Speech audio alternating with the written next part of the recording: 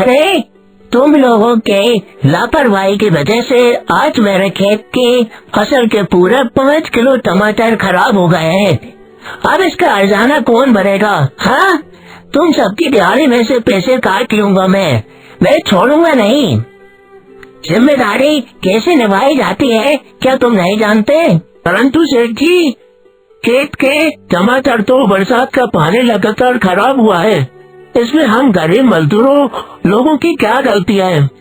आप 50 रुपए दिहाड़ी देते हो, आप उसमें से भी अगर काट लेंगे तो दाना पानी कैसे चलाएंगे हम? मुझको उससे कोई मतलब नहीं है।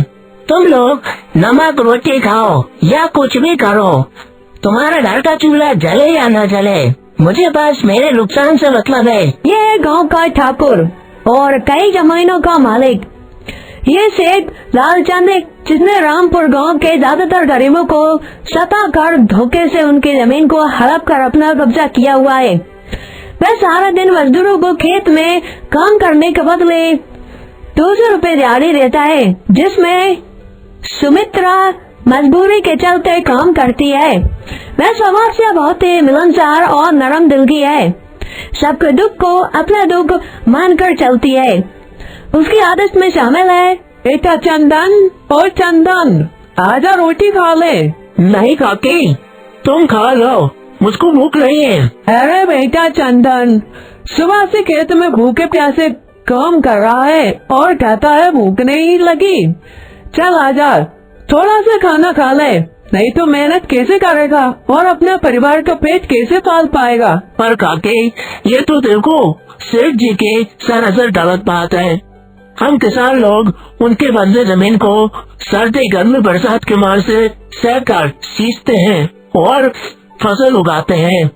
बदले में ये हमको क्या देते हैं? सिर्फ 200-150 रुपए, जो आज के इस महंगाई भरे दौर में परिवार का पेट भरवाने के लिए पूरा भी नहीं पड़ता और खुद तगड़ा मुनाफा कमाते हैं। तभी तो गरीब और गरीब होते जा रहे हैं काकी, और अभी लोग और अमीर होते जा रहे हैं। अरे ये सारे सड़े गले टमाटर ले जाओ, नहीं तो इन सड़े टमाटर की वजह से मेरे बाकी के जो साउथ टमाटर है वह भी खराब हो जाएंगे, उन्हें भी कीड़े खा जाएंगे।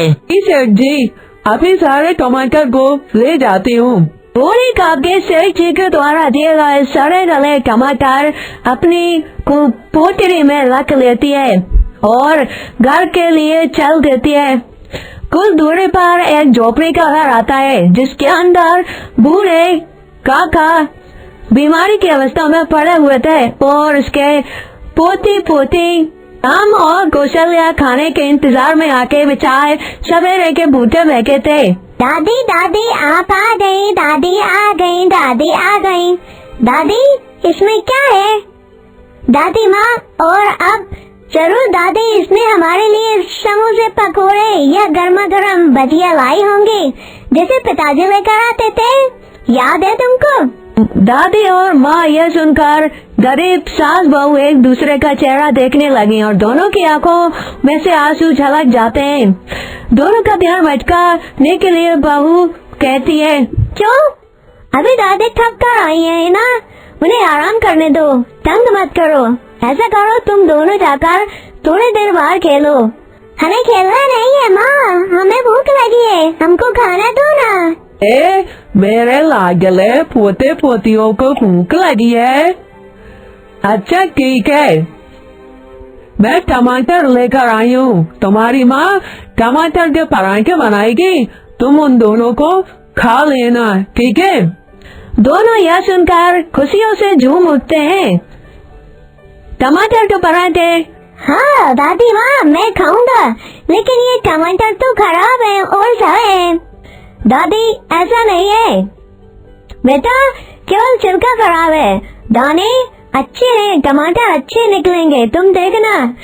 देखो मैं तुम दोनों के लिए बढ़िया सा टमाटर वाला पराठा बनाती हूँ। साधना सारे टमाटर को अच्छे से साफ करके उनको सिलवट्टे पर पीस लेती है और उसमें नमक, अजवाइन और तरह तरह के मसाले और हरा धनिया मिर्ची मिलाकर मसाला तैयार करके पराठे बनाती है। जहाँ साधना मिट्टी के चूल्हे पर सारे पराठे तैयार करती है।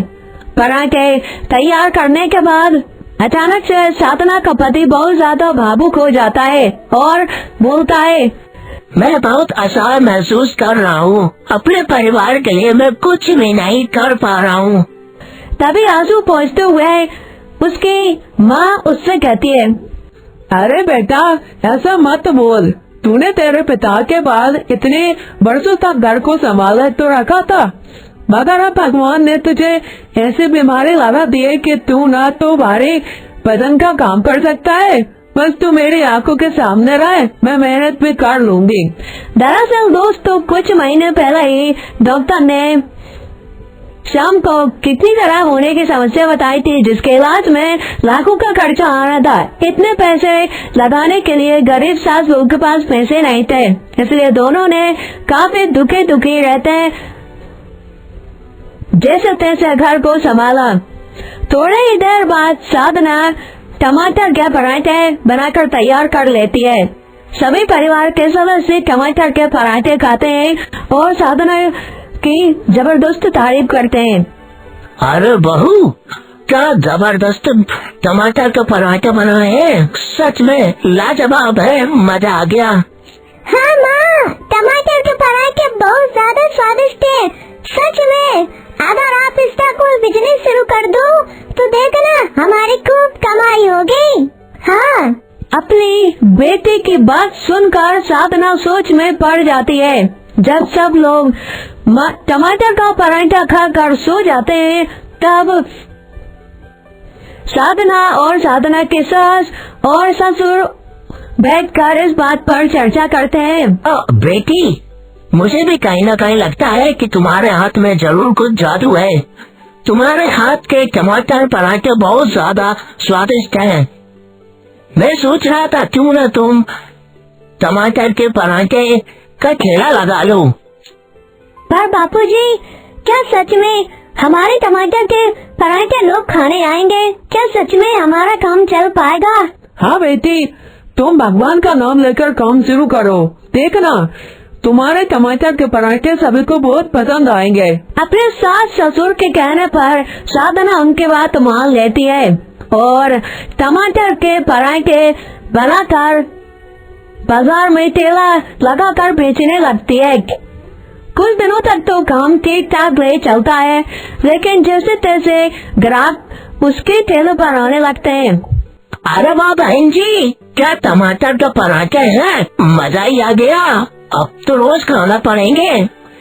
और देखते ही देखते दिन ब दिन उसके ठेले पर लोगों की भीड़ लगने लगती है और देखते ही देखते उनका परिवार की सारी परेशानियां खत्म हो जाती है और वे अपने पति का भी इलाज करवाती है, जिससे वह भी ठीक हो जाता है और इस प्रकार से पूरा परिवार सब